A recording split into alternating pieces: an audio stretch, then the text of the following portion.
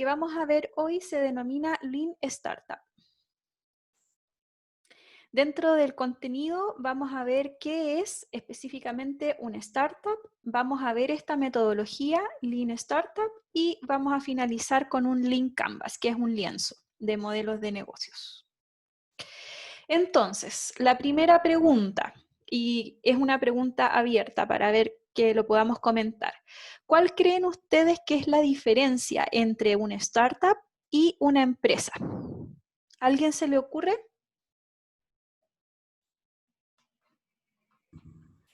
Que una startup es una empresa que está como recién iniciando ¿Ya? ¿Está y recién una empresa que comenzando? está como consolidada, que lleva tiempo. Ya. Eso puede ser en el horizonte temporal, ¿no es verdad? Ahí tenemos una diferencia, puede ser una empresa que está recién comenzando versus una empresa que ya está consolidada en un determinado mercado. ¿Qué otra diferencia podamos encontrar en cuanto a todo? El ¿El modelo de tamaño de la empresa? negocio, el tamaño de la empresa, ¿ya? Por ejemplo, no va a tener muchos empleados, no va a tener muchas sucursales, lo más probable. Ya, ok. Y en cambio una empresa más grande sí tiene muchos más empleados, más sucursales, etc. También hay una diferencia de tamaño. ¿Qué más? Una diferencia clave. ¿A alguien se le ocurre cuál es la diferencia clave que va a dividir a una startup con una empresa? ¿Qué pasa, por ejemplo, con el riesgo? ¿Cuál Yo creo que creen la startup ustedes? es lo más riesgoso que hay, ¿Ya?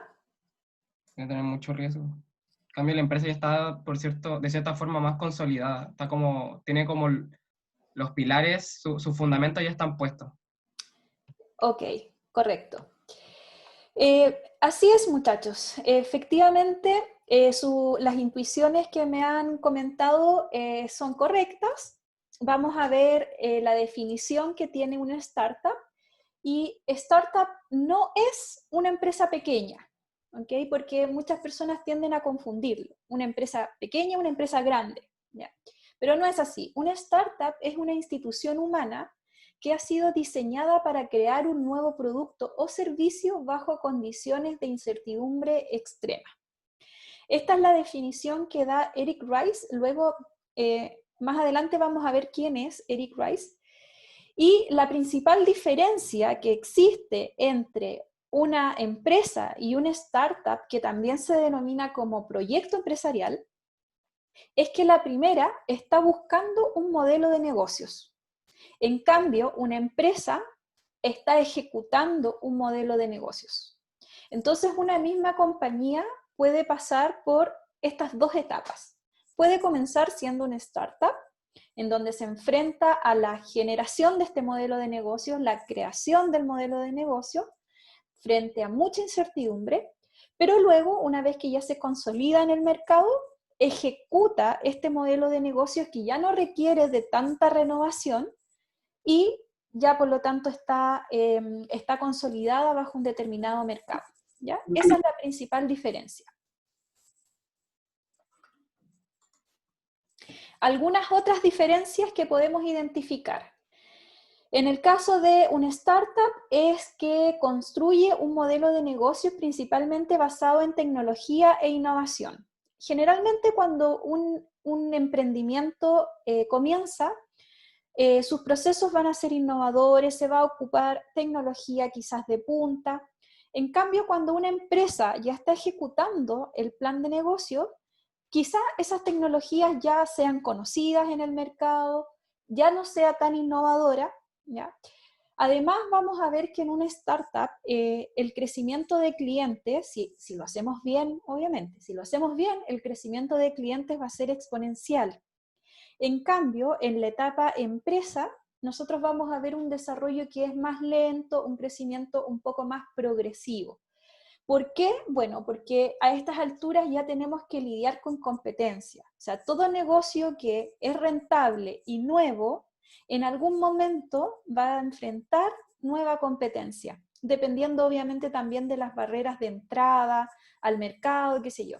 pero va a enfrentar competencia, e incluso, dependiendo también del tipo de producto o servicio, podemos enfrentarnos ante la saturación del mercado, ¿ya? Además, una startup se va a ver enfrentada a alto riesgo, a alta incertidumbre. En cambio, la empresa ya tiene esa etapa más superada, bajo riesgo, baja incertidumbre. Y en este gráfico que podemos ver aquí están representadas estas dos etapas como búsqueda del modelo de negocio y ejecución del modelo. Entonces podemos ver, primero, la incertidumbre, que es esta gráfica que está acá, va disminuyendo a medida que vamos consolidando, ¿no es verdad?, el modelo de negocio. El progreso también, al comienzo el progreso es demasiado variable. Pueden haber días muy buenos, días muy malos, pero luego el progreso se va a ir estabilizando. ¿Y qué es lo que va ocurriendo con los ingresos o con las ganancias? Bueno, lo contrario a la incertidumbre, ¿no es verdad? Al comienzo quizás vamos a ver muy pocos ingresos, incluso puede ser que no existan ingresos, dependiendo del producto, del modelo, y luego vamos a ver un crecimiento, ¿ya? Bueno, todo lo que vamos a ver en esta presentación, incluyendo la cita de recién respecto de la definición de startup, está basado en este libro que se denomina Lean Startup y que lo escribió Eric Rice. ¿Quién es este señor? Este señor es un emprendedor que por allá por el año 2001, más o menos, él desarrollaba productos tecnológicos, tenía una empresa que desarrollaba avatar de personas, ¿no es cierto?, que las llevaba a una realidad virtual. Y era proveedor de empresas tecnológicas de juegos virtuales o incluso de atención al cliente virtual. A eso se dedicaba este señor. Entonces él fue a presentar un proyecto innovador a Silicon Valley y ahí conoció a Steve Blank.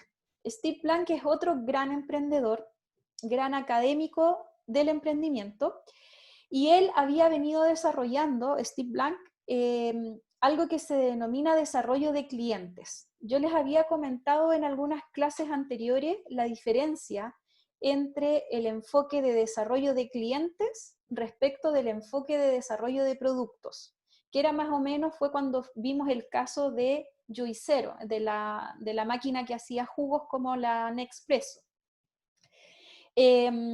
Y este señor que venía con todo este tema del desarrollo de clientes, hacía clases de emprendimiento en California, en la Universidad de Berkeley.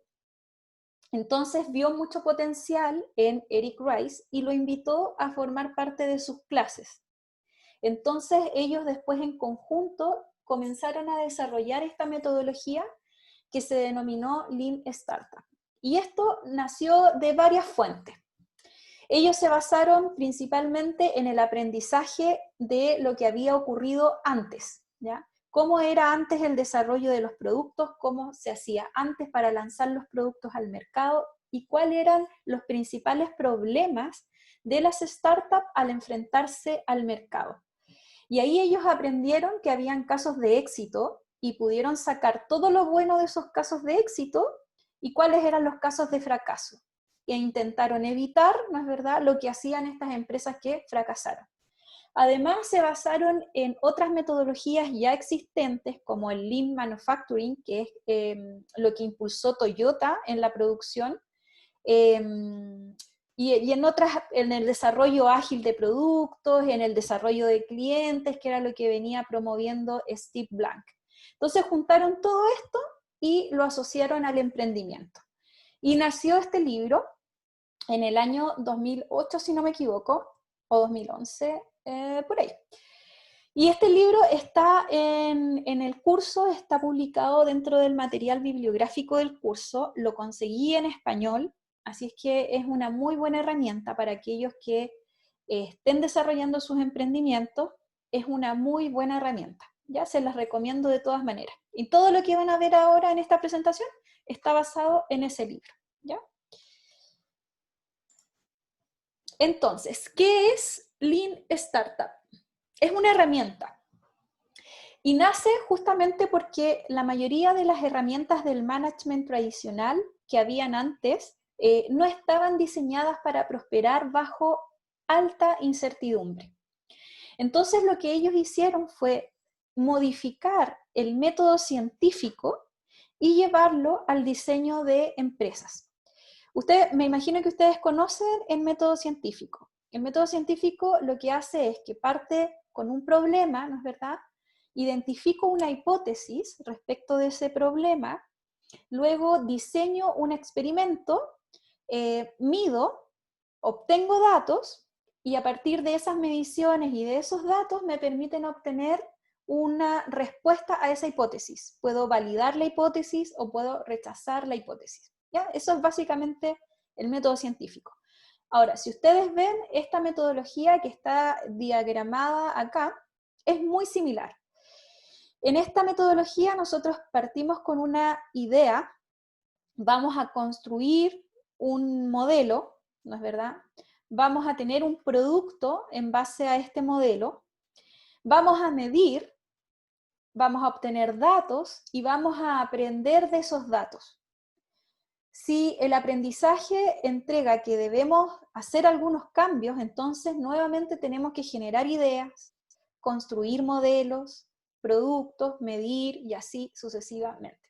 Y de hecho, esto es lo que Eric Rice denomina circuito de feedback, y que lo denominó justamente crear, medir y aprender. ¿Ya? De eso se trata básicamente. Entonces, antes de entrar en detalle en cada una de estas etapas de aquí, me gustaría comentarles un caso de éxito en el cual se basaron para poder construir esta metodología. Uno de los tantos casos, ¿ya? Y este caso se denomina piensa en grande, pero empieza pequeño. ¿Alguien conoce esta empresa que se llama Zappos.com? ¿La han escuchado No, antes? profe. ¿No? ¿Nunca? No, nunca. Ya.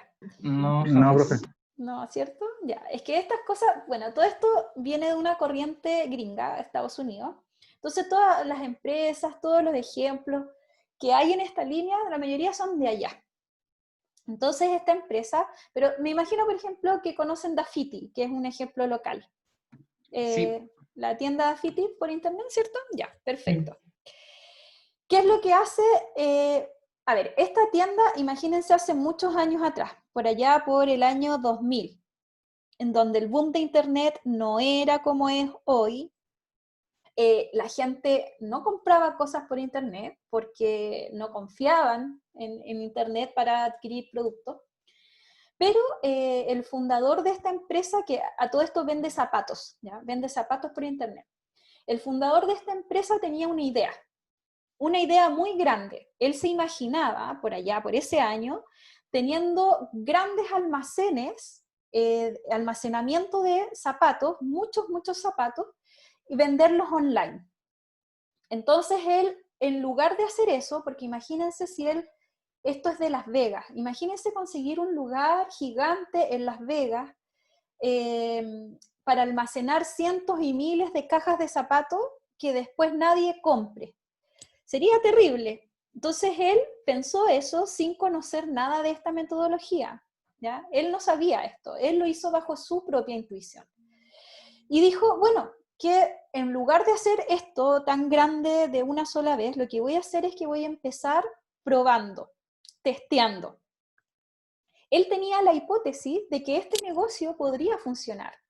Entonces lo que él hizo fue que comenzó con un experimento más pequeño. Él pidió a tiendas de zapatos de su misma localidad, que eran tiendas físicas de zapatos, que sacaran fotos a sus inventarios y él las iba a publicar en un sitio web muy precario que él mismo diseñó y las iba a ofrecer al mismo precio de venta de la oficina de venta, ¿ya? De esta tienda. Y si la gente compraba el producto por su página, lo que él hacía es que él mismo iba, compraba los zapatos y se los iba a dejar al cliente que lo había adquirido por su página web. O sea, cero tecnología, simplemente era todo absolutamente manual, cero ganancia, ¿no es verdad? Porque él hacía absolutamente todo y no estaba sacando un margen de utilidad de la venta. Pero esto le sirvió para poder demostrar, ¿no es verdad?, su hipótesis. Su hipótesis era cierta. Efectivamente a la gente le llamaba la atención poder comprar zapatos por internet, poder vitrinear por internet, porque ese concepto tampoco estaba en ese tiempo, el concepto de vitrinear por internet. Entonces, efectivamente, él empezó con un producto muy simple, económico, pero que le permitió poder responder, ¿no es verdad?, a esta hipótesis, a esta pregunta que él se había planteado. Y además de poder corroborar la hipótesis de que había mercado suficiente, él pudo aprender muchas otras cosas de su futuro negocio. Él pudo interactuar con los clientes de forma persona a persona, pudo ver qué pasaba, por ejemplo, con el sistema de pagos en línea, qué pasaba con las devoluciones, si es que habían muchas, pocas, cuál era la forma de poder hacer las devoluciones, las políticas de devoluciones, cómo tenía que manejar el tema de la atención al cliente. Entonces él pudo darse cuenta de todas estas situaciones que después iba a incorporar en su modelo de negocio. Y este experimento que él hizo es totalmente distinto a una investigación de mercado. Si Zappos, que es esta empresa, hubiese realizado un estudio de mercado, efectivamente hubiese podido analizar lo que los consumidores creen que quieren, pero no medir efectivamente lo que los consumidores quieren de verdad, ¿ya?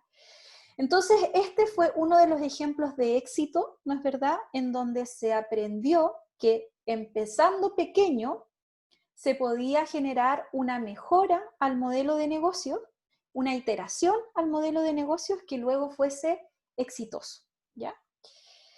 Entonces, conociendo ya más o menos cómo funciona el método a través de este ejemplo, ahora lo vamos a ver paso a paso. El primer paso es crear una idea, crear un plan de negocios. Pero este plan de negocios, como el que ustedes ya tienen en cada uno de sus equipos de trabajo, empieza siempre con un conjunto de supuestos, asunciones, hipótesis. Nosotros estamos suponiendo algo en el modelo, sí o sí. Y el objetivo de los primeros esfuerzos de una startup debiera ser probar esas hipótesis tan rápido como sea posible. Los primeros planes estratégicos probablemente se van a basar en corazonadas o en intuiciones, ¿ya? Pero estas corazonadas e intuiciones nosotros las tenemos que traducir en datos.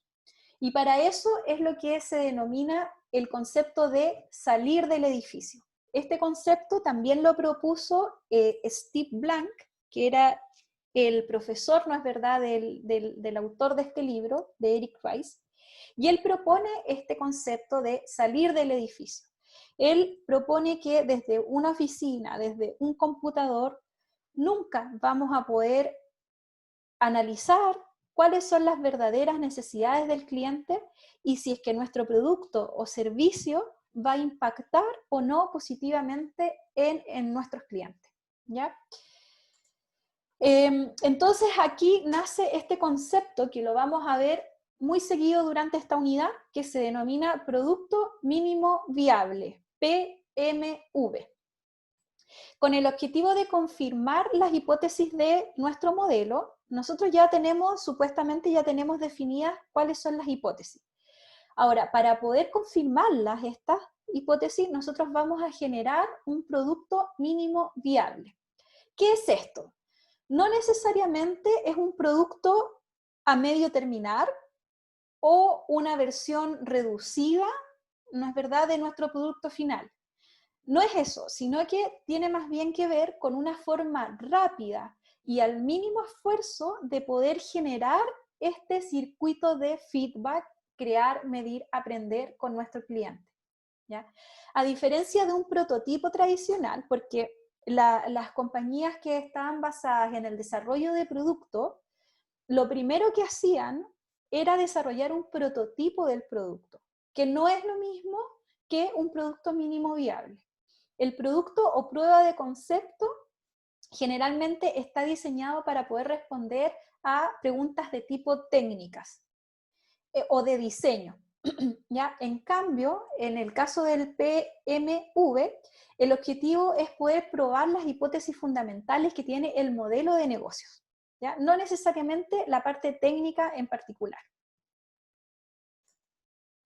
Entonces, ¿cuáles son las características de este producto mínimo viable? Bueno, es una intersección entre mínimo y viable, ¿ya? ¿Qué significa que un producto sea mínimo? Que un producto, que un producto sea mínimo puede significar que los productos sean insuficientes en sus funcionalidades o en el valor que aportan. Generalmente son productos de mala calidad, que no responden a la necesidad esencial de sus potenciales usuarios y que por lo tanto nadie va a querer usar. ¿Ya? Eso significa que sea mínimo. Por otro lado, ¿qué significa que sea viable?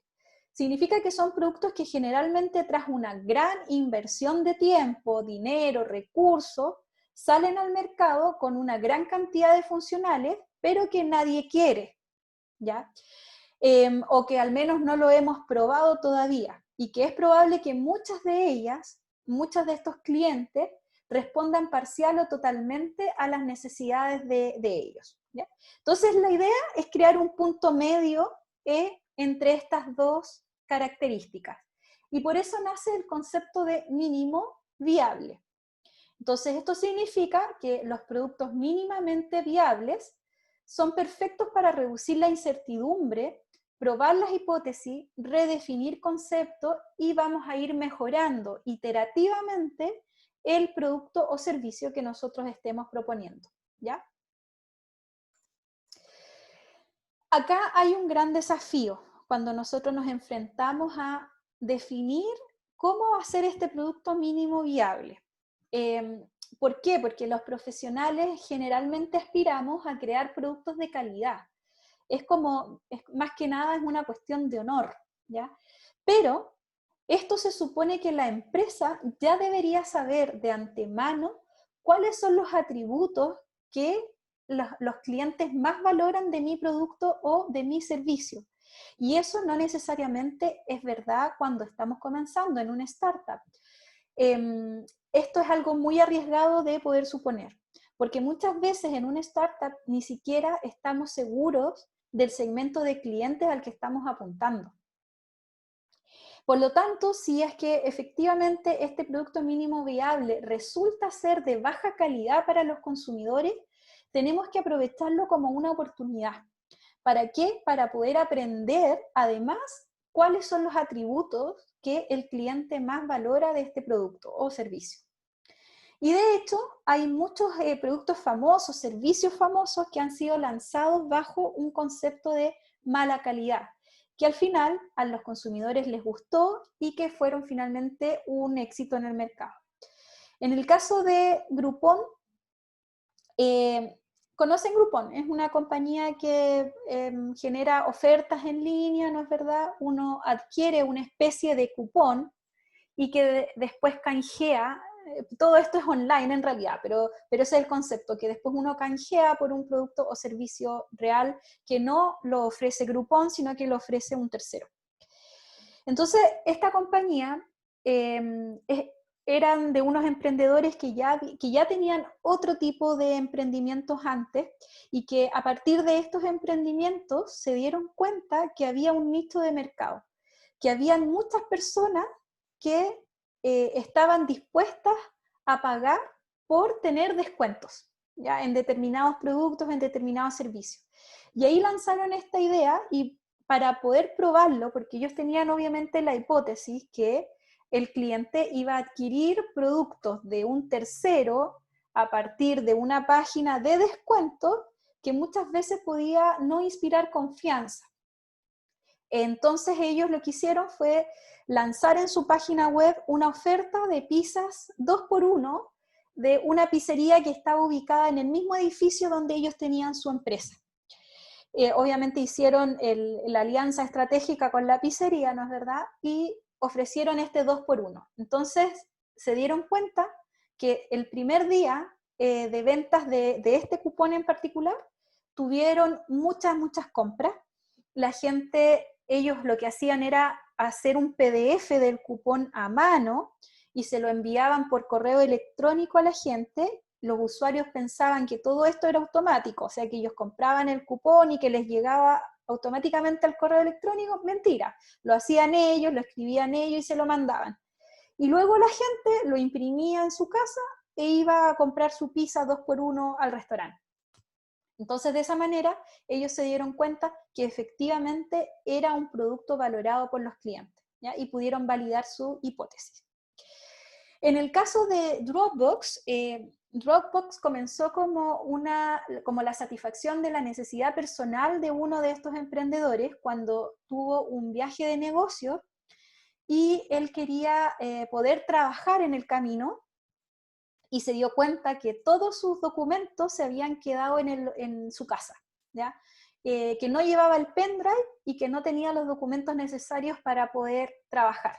Entonces él dijo, sería buena idea, ¿no es verdad?, que uno pudiese acceder desde cualquier lugar, a través de cualquier dispositivo y tener acceso a mis documentos, ¿ya? Entonces ahí se creó este sistema de nube.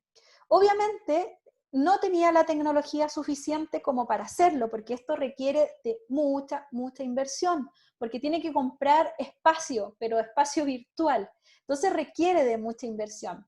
Entonces lo que él hizo fue hacer un video. Ese fue su producto mínimo viable. Él tenía la idea en su cabeza, la plasmó en un video, creó una página web muy sencilla, en donde solamente tenía el video explicativo y una página de registro. Entonces, si a las personas les convencía esta idea a través del video, que obviamente explicaron muy bien, era un video de 2 minutos nada más, le ofrecían a los usuarios un descuento por la membresía si se inscribían ahora, ¿ya? Y obtuvieron un récord de inscripciones durante los primeros días de la puesta en marcha de este producto mínimo viable. ¿Ok? Y ahí comprobaron que tenían efectivamente mercado para poder lanzar este producto. En el caso de Airbnb, una situación muy parecida. Ellos, estos emprendedores tenían la idea, ¿no es verdad? Ellos son de California, en Estados Unidos. Y California tiene la particularidad de ser extremadamente caro el alojamiento. Muy caro. Uno de los más caros de Estados Unidos en conjunto con Nueva York. Entonces ellos tenían la idea de poder hacer un nuevo modelo de negocios de alojamiento en donde la gente pudiese llegar a lugares más baratos que un hotel y además poder compartir la experiencia de un lugareño, o sea, de un residente del lugar. Y poder alojarse, ¿no es verdad?, en la casa de esa persona. Pero ellos no sabían si es que la gente iba a querer eso, porque no había algo similar antes. Podía haber desconfianza, podía generarse muchos problemas que tiraran abajo este modelo de negocio. Entonces lo que ellos hicieron fue que aprovecharon que había una conferencia en California y que iba a ir mucha gente extranjera para en los propios departamentos de los creadores de Airbnb, compraron un montón de colchones inflables y habilitaron las piezas de sus propios departamentos como lugares para alojar. Las publicaron en sus páginas web y se les llenó, ¿ya? Obtuvieron muchos clientes interesados en el negocio y se dieron cuenta que efectivamente el modelo de negocios iba a funcionar, ¿ya? El producto mínimo viable en este caso fue su propio departamento. Entonces, si se dan cuenta, dependiendo de las características del negocio de cada una de estas empresas, los productos mínimos viables pueden ser muy distintos, ¿ya? Y pueden variar mucho. Y más adelante vamos a ver tipos de productos mínimos viables, en donde nosotros vamos a poder seleccionar, de acuerdo a nuestro modelo de negocio, cuál sería el más apropiado en cada uno de nuestros casos. Bien, entonces, una vez que ya tenemos nuestra idea de negocios, la tenemos plasmada en un modelo de negocios y tenemos las hipótesis que queremos testear y tenemos un producto mínimo viable para poder hacer ese testeo, el siguiente paso entonces es medir. En una empresa tradicional, un directivo que promete que entregará un cierto resultado y no lo entrega, está en graves problemas, ¿ya?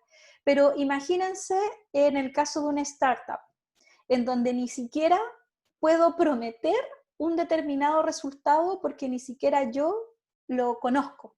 No conozco si es que efectivamente los clientes que yo propuse son los clientes. No conozco si es que además esos clientes van a querer o no van a querer mi producto. Por lo tanto, hay demasiada incertidumbre.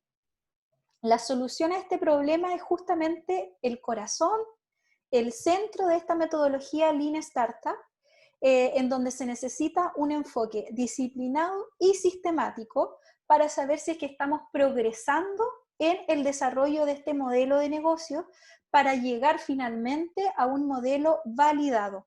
Eso es lo que nosotros queremos, llegar a un modelo de negocios validado. Por eso, Eric Rice lo que propone en este libro es que los emprendedores que tienen una startup tienen que olvidarse de la contabilidad tradicional. La contabilidad tradicional lo que hace es que mide el éxito de una empresa a partir, por ejemplo, de la tasa de retorno, de indicadores que miden la rentabilidad de la empresa, la adquisición de clientes, etc. Son varios indicadores que son clásicos, ¿no es verdad? Pero que sirven cuando una empresa tiene productos, tiene clientes y ya está en el mercado consolidada. En el caso de una startup, aquellos indicadores de éxito debiesen ser diferentes. Entonces, lo que él propone es realizar una contabilidad para la innovación. Y esto tiene 3 grandes etapas, que es primero, establecer el punto de partida.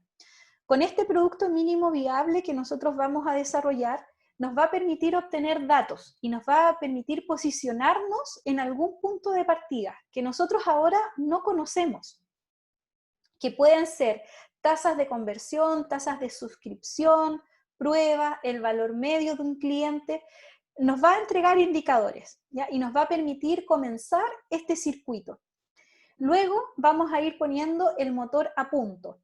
Cada iniciativa de desarrollo de producto, ya sea de marketing o de cualquier otra actividad que se lleve a cabo en la startup, tiene que tener el objetivo de mejorar alguno de los factores clave del modelo de negocios, ¿ok? Y luego, dependiendo de esos resultados, nosotros vamos a saber si pivotar, la traducción es como un poco rara, es pivotar o perseverar. Un equipo que está aprendiendo cuál es su camino hacia un negocio sostenible verá que las cifras van a ir aumentando desde los niveles muy malos que posiblemente obtuvimos en el punto de partida y que van a ir convergiendo hacia algo similar al ideal del plan de modelo de negocios que nosotros nos hemos planteado. Entonces, contabilidad tradicional mide indicadores tradicionales. Contabilidad para la innovación mide progreso, ¿sí? Desde un punto de partida hasta que nosotros decidamos perseverar con el modelo de negocios o decidamos generar algún pivote, alguna modificación al modelo de negocios. Lo importante aquí, cuando nosotros estamos midiendo, es que además de medir, obtener datos, es que lo hagamos a través de indicadores adecuados. Y esto es muy importante, los indicadores tienen que tener ciertas características, tienen que ser accionables, accesibles y auditables. Un indicador accionable es un indicador que permite, como su nombre lo dice, hacer cosas, tomar decisiones a partir de ese indicador, ¿ya? Y que podrían confundirse muchas veces con algunos indicadores que son de tipo vanidosos. ¿Y por qué Eric Rice le llama indicadores vanidosos? Porque en el fondo son indicadores que a lo más van a levantar el ego quizás del emprendedor, pero no necesariamente se van a traducir en alguna medida de éxito para el emprendimiento, ¿ya? Conocerlos no nos llevará a actuar en un sentido en particular y generalmente nos van a entregar como una imagen más prometedora de lo que realmente el panorama es, ¿ya?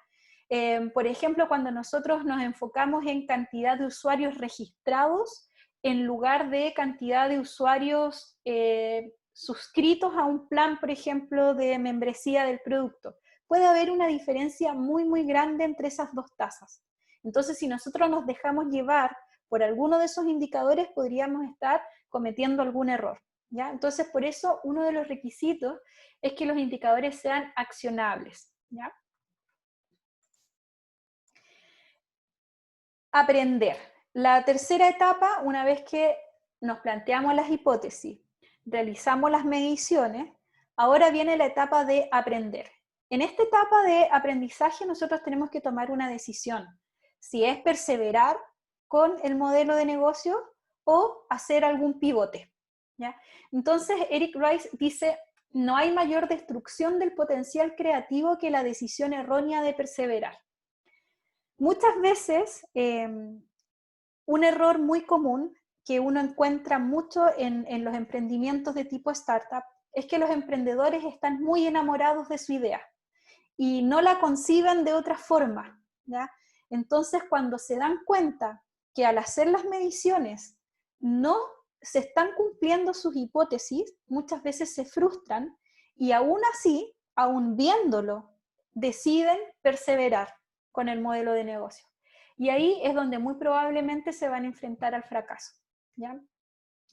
Las empresas no pueden pivotar hacia una nueva dirección a partir del feedback recibido del mercado. No, las empresas que no pueden hacer un pivote hacia una nueva dirección, lo que puede pasar, además de que mueran, es que se pueden quedar atascadas, ¿ya? Y eso también es malo, que no es ni crecer lo suficiente, ni tampoco morir.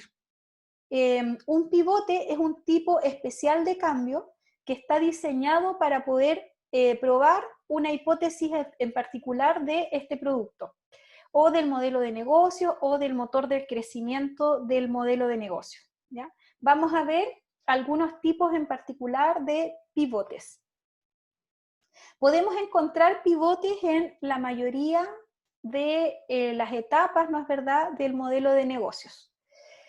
Por ejemplo, en cuanto a producto, podemos ver un pivote de acercamiento o de alejamiento.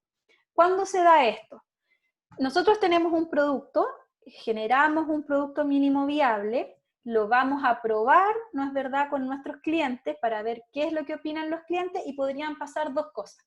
Podría pasar que lo que antes se consideraba una característica del producto, ahora se convierte en el producto. O todo lo contrario, que lo que se consideraba el producto completo, ahora pasa a ser solamente una parte de este producto. En ese caso puede ser el ejemplo de Amazon. Cuando comenzó Amazon era con ventas de libros. Así comenzó, venta de libros por internet.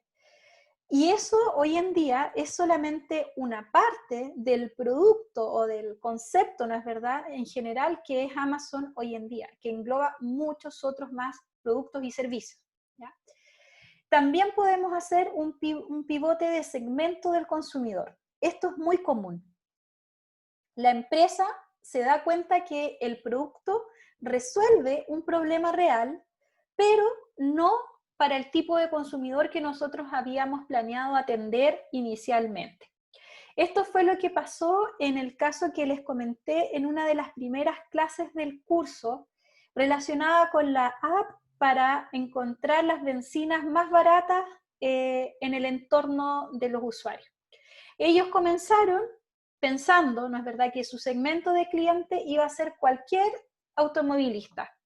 Luego de hacer las pruebas, de hacer los tests, de hacer este producto mínimo viable, que era una app falsa, ¿no es verdad?, se dieron cuenta que el verdadero segmento de clientes al que tenían que apuntar era al rubro de los transportistas, ¿ya? Entonces ahí hubo un pivote en el segmento de clientes. También podemos encontrar un pivote de necesidad del consumidor. Este es un pivote mayor porque va a implicar muchos cambios en el modelo. Y claro, como resultado de alcanzar un conocimiento profundo del consumidor, se concluye que el problema que estamos intentando solucionar puede ser efectivamente un problema, pero puede ser que no sea importante para el consumidor. Puede ser que el cliente viva con ello y no esté quizás dispuesto a generar un cambio o a pagar por solucionar ese problema. Entonces, dado que lo conocemos tanto, podemos quizás darnos cuenta que ese mismo cliente tiene otras necesidades, otros problemas y que quizás nuestro equipo también puede solucionar. Pero en ese caso, nosotros estamos cambiando desde el producto, y si cambia el producto, va a cambiar la propuesta de valor, va a cambiar quizá los canales de venta, o sea, va a haber un cambio rotundo en el modelo de negocio, pero también se puede dar. ¿Y qué es mejor? Es mejor que salga un producto al mercado que no tenemos validado o hacer todas estas modificaciones del modelo de negocios antes de que el producto salga al mercado, a pesar de que no sea el mismo producto que nosotros pensamos al comienzo. Sin duda, lo segundo, ¿ya? Entonces, por eso cuando nosotros, los emprendedores en general, le toman un cariño muy personal a la idea de producto, son resistentes a realizar estos tipos de cambios, ¿ya? Otro tipo de pivote es en la arquitectura del negocio. Quizá en un comienzo podríamos haber pensado que nuestro mercado era un nicho de mercado o un segmento de mercado, pero luego nos damos cuenta que quizás podemos abarcar a un mercado de masas, por ejemplo. Eso significa un pivote en la arquitectura del modelo de negocios. Un pivote en la captura de valor. Eso significa que va a haber un cambio en el modelo de ingresos del modelo de negocio. O sea, nosotros habíamos pensado, por ejemplo, en una tarifa única por producto o por servicio, y luego nos damos cuenta que quizá es mejor cobrar un plan mensual por realizar cierta cantidad de productos, ¿ya? Ahí hay un cambio, ¿no es verdad?, en la captura del valor. O quizá teníamos pensado, no sé, arrendar o vender camisetas de fútbol, y en realidad nos damos cuenta que la gente prefiere arrendar las camisetas en lugar de comprarlas. No sé, también, modificación del modelo de ingresos.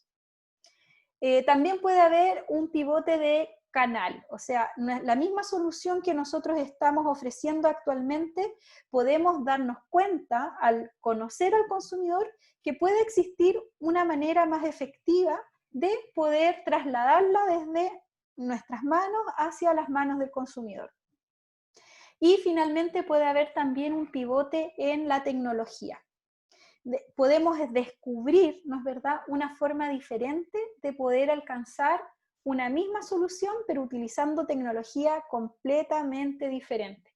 Y eso también se da cuando nosotros empezamos a hacer esta investigación, empezamos a salir del edificio. Dentro del edificio nosotros podríamos haber determinado que, no sé, el proceso A era el proceso más eficiente para desarrollar mi producto, pero fuera del edificio quizás nos damos cuenta que ya no es ese proceso A, es este proceso B. Y vamos a hacer un cambio en la tecnología. Y eso puede hacer quizá cambiar los recursos clave, las actividades clave o las fuentes de ingreso, qué sé yo, ya los costos del producto. Por lo tanto, va a ser un cambio en esas áreas del modelo de negocio.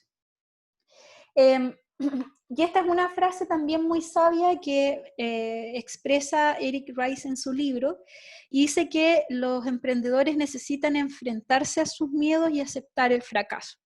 Muchas veces puede ser muy frustrante que cuando un emprendedor ha trabajado mucho tiempo en su modelo de negocio, ama su idea, está 100% convencido de que su idea va a ser un éxito, pero los números te dicen lo contrario, es muy, muy frustrante. Entonces, una de las cualidades que tiene que tener un emprendedor es que tiene que aprender a ser objetivo y tiene que aprender a confiar en la metodología, ¿ya? Por eso se ha generado toda una metodología detrás de esto. Entonces, tenemos que aprender a confiar en la metodología y a hacerle caso. Entonces, nosotros ya habíamos visto, ¿no es verdad?, como base para el desarrollo de los proyectos del curso, el modelo Canvas, que fue el que propuso Alexander Osterwalder. Entonces, una vez que nació esta metodología de Lean Startup, se dieron cuenta, bueno, el modelo de Alexander Osterwalder considera, por ejemplo, dentro de su Canvas, dentro de su modelo, considera que nosotros podamos seleccionar cuáles son los recursos clave, cuáles son las actividades clave, cuáles van a ser nuestros socios clave. Pero si ustedes se dan cuenta, esas actividades están asociadas a ya tener definido de antemano cuál es el producto que nosotros vamos a lanzar, cuál es la tecnología que vamos a ocupar, cuál es el proceso que vamos a ocupar para poder desarrollar este producto. Entonces, si nosotros estamos en un proceso de cambio continuo, en donde estamos analizando recién si es que este producto es o no es viable en la sociedad, en el mercado, entonces nace esta modificación al modelo Canvas que se denominó Lean Canvas, ¿ya?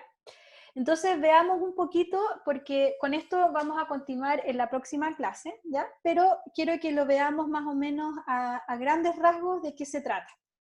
Entonces, comencemos por este segmento, por el número 1, es el mismo del modelo de negocios Canvas, que es el segmento de clientes.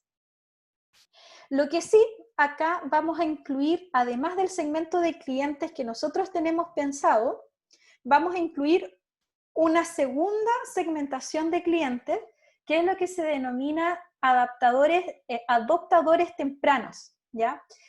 Estos son los clientes más arriesgados, los que están más dispuestos, por ejemplo, a pagar por nuestro producto en sus etapas iniciales. Entonces, si nosotros somos capaces de poder identificar a ese segmento de clientes, podemos hacer nuestras hipótesis y nuestras test con este grupo de clientes. Por eso es importante que este cuadrito lo incorpore, ¿ya? Además de cuál va a ser el cliente final, digamos. Luego nos saltamos a este cuadro. Recuerden que antes en el modelo Canvas nosotros nos íbamos a la propuesta de valor. Ahora, antes de saltar a la propuesta de valor, lo que vamos a hacer es definir el problema que tiene este segmento de clientes y cuáles son las alternativas que existen actualmente para poder resolver ese problema. O sea, cuál sería nuestra competencia, ¿ya? Luego vamos a definir la propuesta de valor. Después vamos a definir cuál es la solución a este problema que nos hemos planteado. Luego vamos a determinar cuáles son los canales de distribución, cuáles son las fuentes de ingreso, las estructuras de costo, esto es lo mismo, fuentes de ingreso, estructuras de costo, y vamos a definir indicadores clave. Entonces se dan cuenta que este lienzo está más enfocado en esta metodología de Lean Startup, porque está enfocado en medir, ¿ya? Acá tenemos indicadores clave, que van a ser aquellos indicadores que nos van a permitir medir el éxito de nuestras hipótesis, ¿ya? Y finalmente vamos a ver acá algo que se denomina ventaja diferenciadora, que es distinto de la propuesta de valor, porque la ventaja diferenciadora es algo que solamente nos va a caracterizar a nosotros como, a diferencia de cualquier otro de los competidores que nosotros podamos enfrentar en el mercado, ¿ya? También son 9 módulos y se plantea, digamos, este nuevo modelo como solución, ¿no es verdad?, a este problema que tienen las startups, ¿ya? Muchachos,